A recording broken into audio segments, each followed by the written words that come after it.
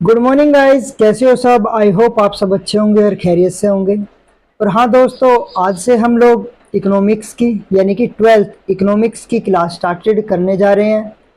और ये class started करने के पीछे एक रीज़न ये भी है कि यूट्यूब पे हिंदी में कंटेंट कम है और हमारे बहुत सारे बच्चों की डिमांड आ रही थी कि सर आप कोई सीरीज स्टार्ट कीजिए 12th की, जिसमें हमारा इकोनॉमिक्स का ज़्यादा से ज़्यादा सिलेबस कवर हो सके। तो हम लोगों ने भी इसीलिए एक पहल स्टार्ट की है और जिससे कि सभी बच्चों का फ़ायदा हो पाए और आप लोगों को एक अच्छा बेनिफिट मिल सके। और आपका जो क्लासेज है कंटिन्यू ऐसी ही बेसिस पे आती रहेंगी और आप लोग ऐसे ही कंटिन्यू अपने चैनल के साथ बने रहना, अपने क्लासेस के साथ बने रहना। एग्ज़ाम तक कंटेंट पूरा आप लोगों को प्रोवाइड करा दिया जाएगा और कंटिन्यू क्लास करना आप लोग बस। और आपको जो कंटेंट दिया जाएगा वो पेपर के अकॉर्डिंग काफ़ी बेनिफिशियल और लाभदायक होने वाला है। तो लेट्स स्टार्ट करें फिर। मीन्स क्लास स्टार्ट करते हैं और क्या, ठीक है ना। बीजीएस भारतीय ग्लोबल स्टडी के साथ यूं ही आप लोग हमेशा जुड़े रहना, क्योंकि आप लोगों के लिए ये पहल स्टार्ट की है और आप लोग ऐसे ही बने बने रहोगे। हम ये आशा भी करते हैं। तो करें स्टार्ट आप लोगों को। तो ठीक है, करते हैं, ठीक है ना। जो व्यष्टि अर्थशास्त्र है, व्यष्टि अर्थशास्त्र क्या है, ये हमारा फर्स्ट चैप्टर होने वाला है इकोनॉमिक्स का। 12th economics chapter number first ये होने वाला है, ठीक है ना। कि व्यष्टि अर्थशास्त्र क्या है, क्या है आप लोग यार 11th क्लास में भी पढ़ के आए हो अभी तो आप लोगों को थोड़ा बहुत तो पता होगा कि अर्थशास्त्र क्या है, व्यष्टि अर्थशास्त्र क्या है, समष्टि अर्थशास्त्र क्या है, ठीक है ना।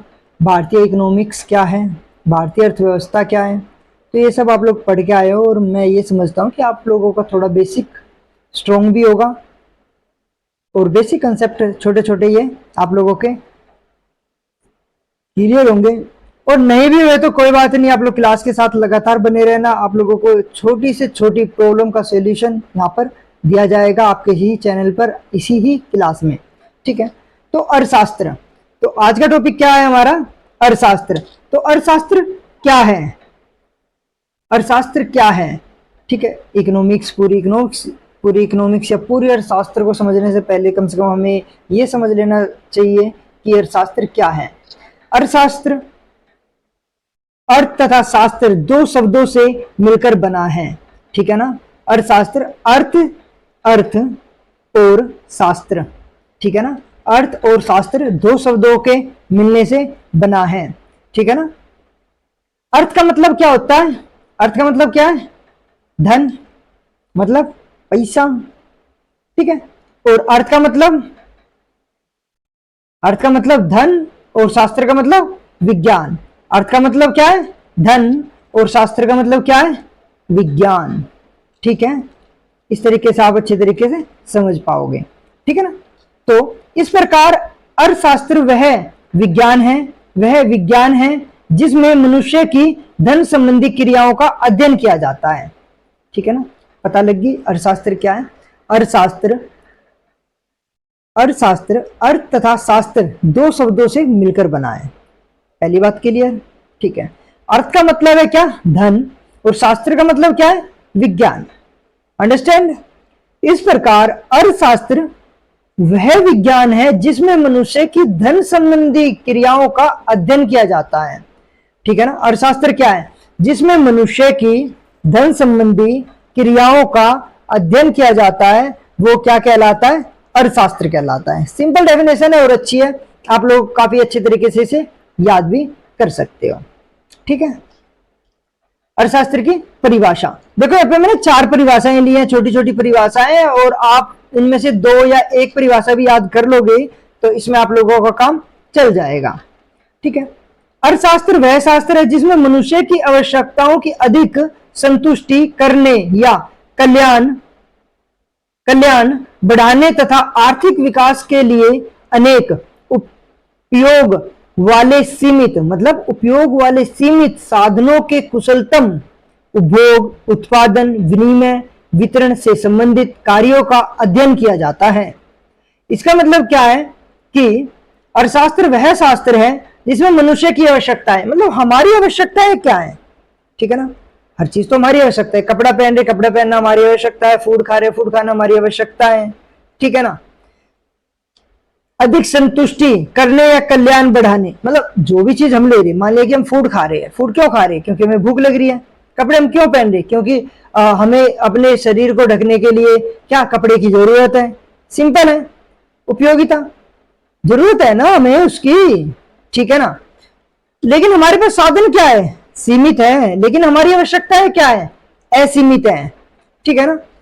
तो हम अपनी सभी आवश्यकताओं को, जो भी हमारी आवश्यकता है उसे फुलफिल करने के लिए सीमित साधनों के द्वारा, यानी कि सीमित साधनों का हम कुशलतम उपयोग, अच्छे तरीके से उपयोग कर कर ही हम लोग क्या कर सकते हैं, अपनी आवश्यकताओं को संतुष्ट कर सकते हैं। अंडरस्टैंड, ठीक है। फिर आती है क्या, दुर्लभता संबंधी परिभाषा। दुर्लभता संबंधी परिभाषा, दुर्लभता क्या, किसी चीज की कमी। अर्थशास्त्र में मनुष्य के उन कार्यों का अध्ययन किया जाता है, मनुष्य के उन कार्यों का अध्ययन किया जाता है जिसमें वे अपनी सीमित आवश्यकता, क्या, एक सेकंड रुको ना, अपनी सीमित असीमित आवश्यकता को पूरा करने वाले सीमित साधनों की प्राप्ति हेतु करते हैं। इन सीमित साधनों के वैकल्पिक प्रयोग होते हैं। देखो, साधन हमारे पास क्या है, रिसोर्स हमारे पास क्या है, सीमित है, लेकिन हमारी आवश्यकताएं क्या है, असीमित है। तो हम लोग अपनी असीमित आवश्यकताओं को सीमित साधनों के द्वारा पूरा करते हैं। डन। कि जो संसाधन है हमारे पास वो सीमित है, लेकिन हमारी आवश्यकताएं असीमित है। सीमित साधनों में हमें अपनी आवश्यकताओं को संतुष्ट करने के लिए, ठीक है ना, आवश्यकताएं क्या है, आवश्यकताएं असीमित है, लेकिन हमारे पास संसाधन क्या है, सीमित है। मान लिया आपके पास क्या है, 100 रुपए है, डन बच्चा, ठीक है। उस 100 रुपए में या तो आप कॉपी पेन खरीद लो या फिर दोस्तों के साथ पार्टी कर लो, ठीक है ना। तो साधन के रूप में हमारे पास क्या है, पैसा है, कितने, आई मीन रुपया है, कितने रुपए आपके पास, 100 रुपए है, और या तो उसमें कॉपी पेन खरीद लो, 100 रुपए में वे आ जाएंगे, या फिर आप दोस्तों के साथ पार्टी कर लो। तो इसका मतलब क्या है, आवश्यकताएं क्या होगी आपकी, दो होगी ना आवश्यकता। सर एक तो हम क्या है, कॉपी पेन खरीद सकते हैं, अपनी जरूरत की चीजें खरीद सकते हैं, एक हम दोस्तों के साथ पार्टी कर सकते हैं, लेकिन आपके पास खर्च करने के लिए तो सिर्फ 100 रुपए है ना। आई होप अब आप समझ गए होंगे। डन बच्चा।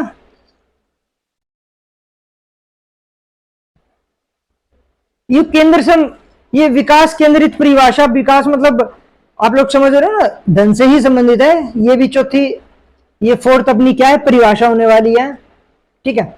और ये काफी इंपॉर्टेंट भी होने वाला है, तो थोड़ा ध्यान से पढ़िएगा, काफी इजी और काफी अच्छे वे में मैं समझाने की कोशिश करूंगा, ध्यान दीजिएगा। अर्थशास्त्र वह शास्त्र है जिसमें मनुष्य के उन कार्यों का अध्ययन किया जाता है जो अधिकतम संतुष्टि, क्या, अधिकतम संतुष्टि प्राप्त करने के लिए सीमित साधनों, ठीक है ना, सीमित, एक सेकंड रुकना, ठीक है ना, आवश्यक, जिसमें मनुष्य के उन कार्यों का अध्ययन किया जाता है जो अधिक संतुष्टि प्राप्त करने के लिए सीमित साधन क्या है, सीमित है, और अपने आप को सीमित संसाधन से अपने आप को संतुष्टि प्राप्त कराना। मतलब संसाधन हमारे पास क्या है, सीमित है, लेकिन हमारी आवश्यकताएं क्या है, असीमित है, ठीक है। उन सीमित साधनों में अपने आप को पूर्ण तरीके से सेटिस्फाई कराना, ठीक है, क्या कहलाता है, अर्थशास्त्र की परिभाषा ही तो है यार, इसमें क्या करने वाली बात है, ठीक है। एक बार और बता देता हूं मैं आप लोगों को, कोई बात नहीं। अर्थशास्त्र वह शास्त्र है जिसमें मनुष्य के उन कार्यों का अध्ययन किया जाता है जो वे अधिक संतुष्टि प्राप्त करने के लिए, अधिक संतुष्टि, मान लिया कि ये पेन है, ये पेन मैंने क्यों लिया है, ताकि मैं अगर बच्चों को पढ़ा रहा हूं तो उसमें यूज ले सकूं, यानी कि ये मेरी आवश्यकताओं को फुलफिल कर रहा है, यानी कि मैंने इस पेन के पीछे जो भी मैंने स्पेंड की हो, जो भी मनी इसके पीछे मैंने खर्च किया है, उसके बदले में मैं इसका यूज कर रहा हूं और ये मेरी आवश्यकताओं को फुलफिल कर रहा है। डन बच्चा? ठीक है। अब मानव, मानव एक सामाजिक प्राणी, आप लोगों को सबको पता है, ठीक है ना। लेकिन मानव की आवश्यकताएं क्या है? असीमित है, और साधन हमारे पास क्या है? सीमित है। जब हमारी आवश्यकताएं असीमित है और साधन हमारे पास सीमित है, तो हमारे पास किसकी समस्या उत्पन्न होगी? चयन करने की, मतलब सिलेक्शन की, है ना। अभी मैं थोड़े टाइम पहले एक एग्जांपल दे रहा था कि आप मान लिया कि आप लोगों के पास 100 रुपए है। 100 रुपए में या तो आप लोग दोस्तों के साथ जाके पार्टी कर लो, या 100 रुपए में आप लोग पेन या कॉपी, जो भी चीज आप लोगों को खरीदना है वो खरीद लो। लेकिन रुपए तो तुम्हारे पास खर्च करने के लिए 100 है ना, यानी कि साधन के रूप में आपके पास कितना खर्च करने के लिए? 100 रुपए। डन बच्चा? ठीक है। जब चयन की समस्या आएगी तो उसमें सेलेक्ट करोगे तो आप उस चीज को खरीदोगे जिससे आपको अधिक संतुष्टि प्राप्त हो सके। डन है बच्चा? अधिक संतुष्टि होगी तो आपका विकास और कल्याण अपने आप हो जाएगा। ठीक है। आई होप आप लोग अच्छे तरीके से समझ रहे हैं। ठीक है, हम आगे बढ़ते हैं अब। डन बच्चा? पानी पी लेता है यार थोड़ा सा।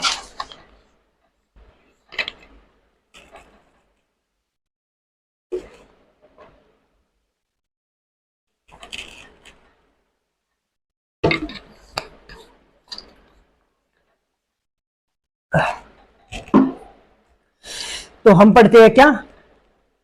समष्टि अर्थशास्त्र। क्या पढ़ते हैं अपन लोग? समष्टि अर्थशास्त्र। नहीं, इससे पहले हमारा एक टॉपिक रहेगा छोटा सा, वो कर लेते हैं। व्यष्टि अर्थशास्त्र होता क्या है? व्यष्टि अर्थशास्त्र होता क्या है? ठीक है, व्यष्टि अर्थशास्त्र होता क्या है?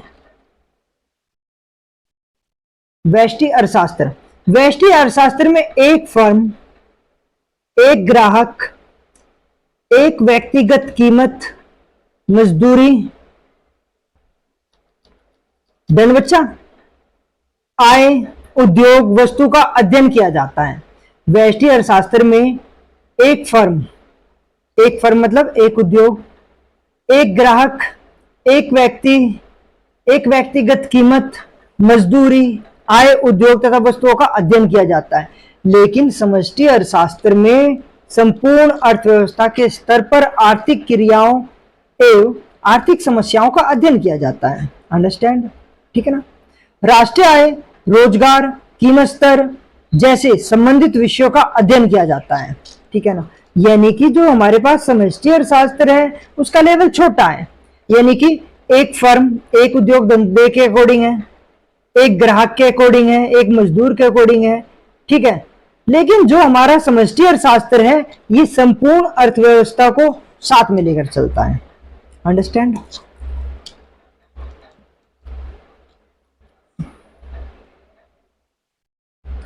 ठीक है।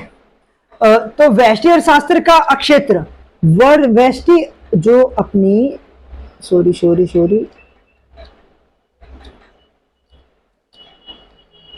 ठीक है, जो अपनी व्यष्टि अर्थशास्त्र है, व्यष्टि अर्थशास्त्र का क्षेत्र या इसका क्षेत्र कितना बड़ा है? ठीक है ना। पहला क्या है? व्यष्टि अर्थशास्त्र का क्षेत्र, मांग का सिद्धांत, उत्पादन का सिद्धांत, कीमत निर्धारण का सिद्धांत, साधन कीमत का सिद्धांत। पहला क्या है? मांग का सिद्धांत। आप बाजार में उसी चीज का उत्पादन करोगे ना जिसकी डिमांड होगी मार्केट में। डन ना बच्चा? तो ये हमारा क्या कहलाता है? मांग का सिद्धांत। ठीक है। या बाजार में किस वस्तु की मांग है, किस वस्तु की, मतलब जिस वस्तु की मांग होगी बाजार में आप लोग उसके उत्पादन करोगे। सिंपल सी बात है। ऐसा तो नहीं है कि मार्केट में अब गर्मियों का सीजन है तो आइसक्रीम की डिमांड ज्यादा है नहीं। लेकिन हम लोग क्या है? कोल्ड ड्रिंक का उत्पादन ज्यादा कर रहे हैं। ठीक है ना। कोल्ड ड्रिंक का उत्पादन अरे नहीं, एक मिनट आओ। देखो मांग का जो सिद्धांत है, मांग का सिद्धांत का मतलब है मार्केट में मांग किस वस्तु की है, आप लोग ऐसे समझो। ठीक है ना। मार्केट में मांग किस वस्तु की है। मान लीजिए गर्मियों का सीजन है, गर्मियों के सीजन में कोल्ड ड्रिंक ज्यादा बिकती है, आइसक्रीम ज्यादा बिकती है। ठीक है। लेकिन यहां पर ही हम क्या है, किसी ऐसे प्रोडक्ट का उत्पादन करने लगे जो सर्दियों में ज्यादा बिकती है तो क्या वो बिकेगा? नहीं बिकेगा ना उतना। ठीक है, तो मांग का सिद्धांत हमें ये बताता है कि किन वस्तुओं का उत्पादन करना चाहिए, ठीक है ना, किस टाइम पर करना चाहिए, किन उपभोक्ताओं के लिए करना चाहिए। उपभोक्ता की मांग उसकी अधिक संतुष्टि से संबंधित सिद्धांत मांग का सिद्धांत कहलाता है। मतलब जो भी वस्तु उपभोक्ता ने लिया है, क्या वो वस्तु से उपभोक्ता अपने आप को सेटिस्फाई कर पा रहा है, संतुष्ट कर पा रहा है, तो ये सब चीजें किसमें आती है? हमारी मांग के सिद्धांत में। उत्पादन का सिद्धांत, इसके अंतर्गत उत्पादन फलन तथा उत्पादन के नियमों का अध्ययन किया जाता है। हमेशा हम उत्पादन उस वस्तु का करेंगे जो मार्केट में बिक रहा होगा या जिसकी मार्केट में डिमांड होगी।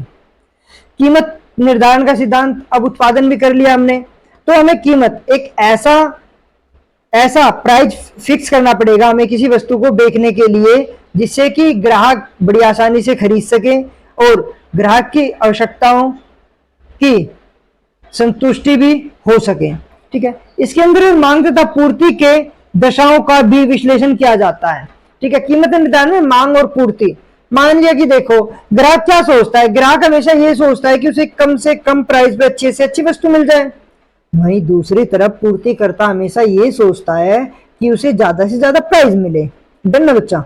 ठीक है, तो एक ऐसा प्राइस निर्धारित किया जाता है किसी भी वस्तु का कि एक ग्राहक उसे बड़ी आसानी से खरीद सके और एक पूर्तिकर्ता उसे बेच सके। पूर्तिकर्ता को क्या है?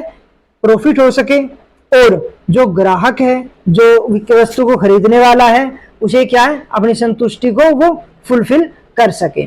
साधन कीमत, यानी कि साधन कीमत, किसी वस्तु को बनाने में जो लागत आई है वो क्या कहलाती है? साधन कीमत कहलाती है। जैसे कि मान ले कि कोई भी वस्तु बनाई है, उसमें मजदूरी लगेगी, बिजली का बिल लगेगा, लागत लगेगी, ब्याज दर लगान के रूप में। ठीक है, तो जो भी कॉस्ट आती है किसी वस्तु को बनाने के पीछे, वो साधन कीमत कहलाती है। डन बच्चा? काफी अच्छा कंटेंट है और आप लोग यूं ही अपनी क्लास को एंजॉय करते रहिए। ठीक है बच्चा?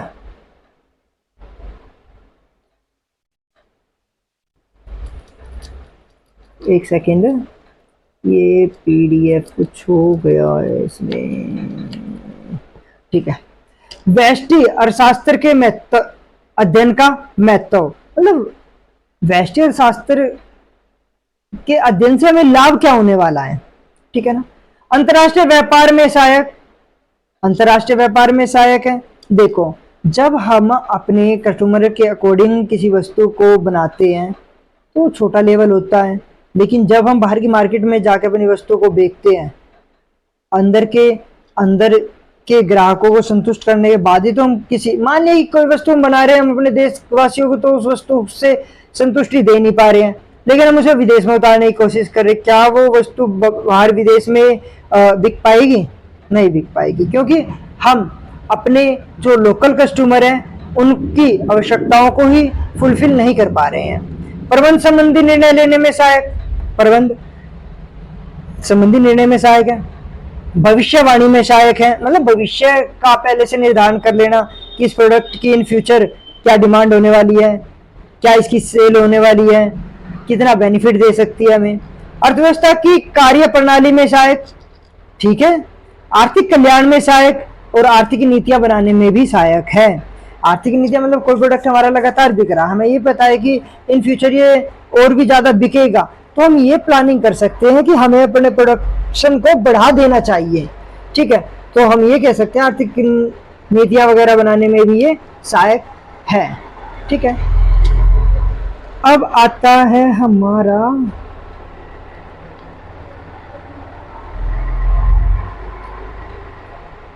क्या अर्थशास्त्र एक विज्ञान है? बहुत सारे अर्थशास्त्री है जो क्या कहते हैं कि जो हमारी इकोनॉमिक्स है, जो अर्थशास्त्र है, वो एक विज्ञान है, लेकिन बहुत सारे अर्थशास्त्री से कला मानते हैं। ठीक है, विज्ञान का मतलब है किसी चीज को बार बार प्रूफ करना। ठीक है, प्रूफ करना, हम किसी चीज को बार बार करें तो एक ही तरीके से हो रहा है। जैसे कि हम साइंस में चलते हैं एक सेकंड के लिए, मान लिया कि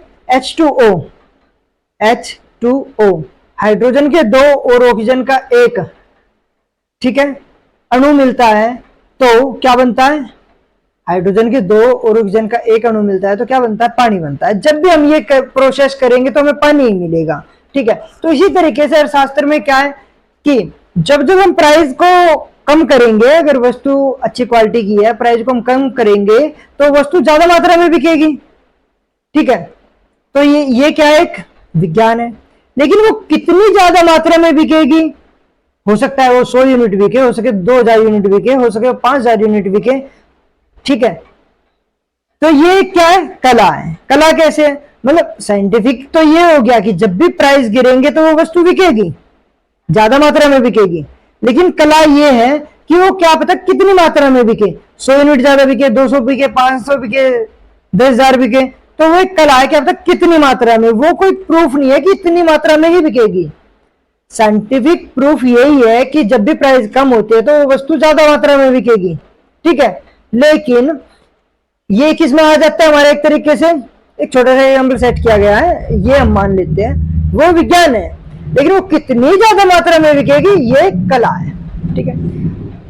अब हम पीडीएफ के थ्रू मैं आप लोगों को बता देता हूं ताकि आप लोगों को नोट्स बनाने में काफी आसान हो।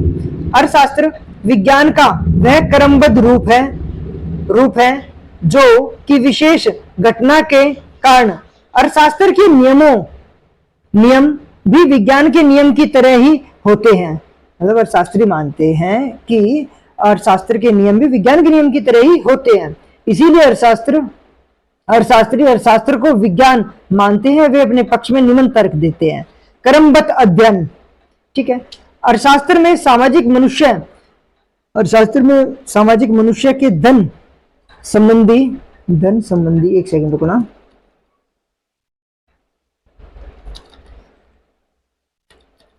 ठीक है ना।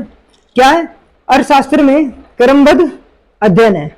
अर्थशास्त्र में सामाजिक मनुष्य के अध्ययन संबंधी कार्यों का अध्ययन किया जाता है, क्योंकि धन संबंधी कार्यों का अध्ययन किया जाता है। अर्थशास्त्र में आर्थिक क्रियाओं से संबंधित तथ्यों को इकट्ठा किया जाता है। तथ्य जो डाटा होता है उसे इकट्ठा किया जाता है तथा उनका वर्गीकरण किया जाता है तथा उनसे मापा जा सकता है तथा उन्हें क्या मापा भी जा सकता है, ठीक है।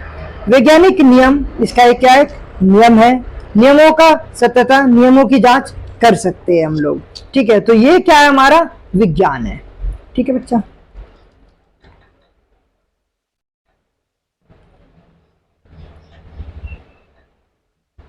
ठीक, अब क्या है, कुछ अर्थशास्त्री इसे क्या मानते हैं,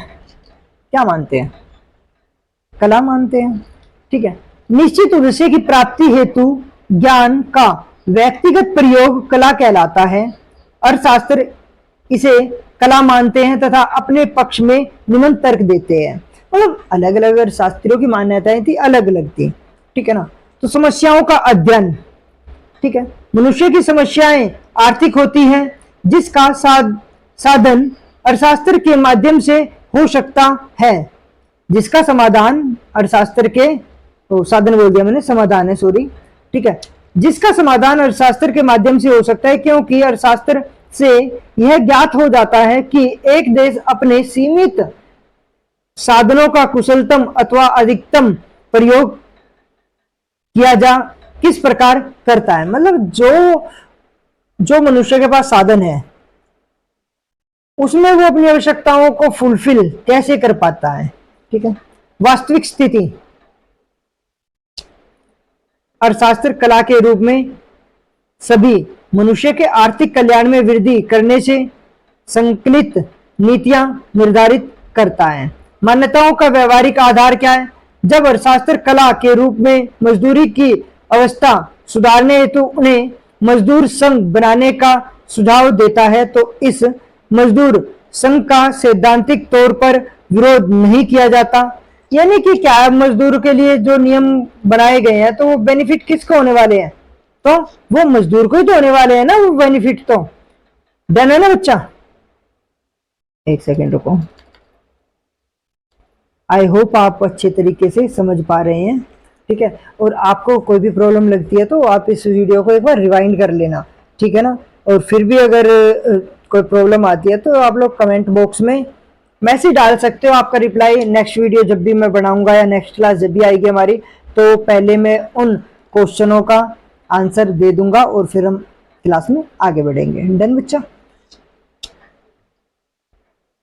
नेक्स्ट टॉपिक हमारा होने वाला है क्या, व्यष्टि अर्थशास्त्र तथा समष्टि अर्थशास्त्र में अंतर, व्यष्टि और समष्टि में।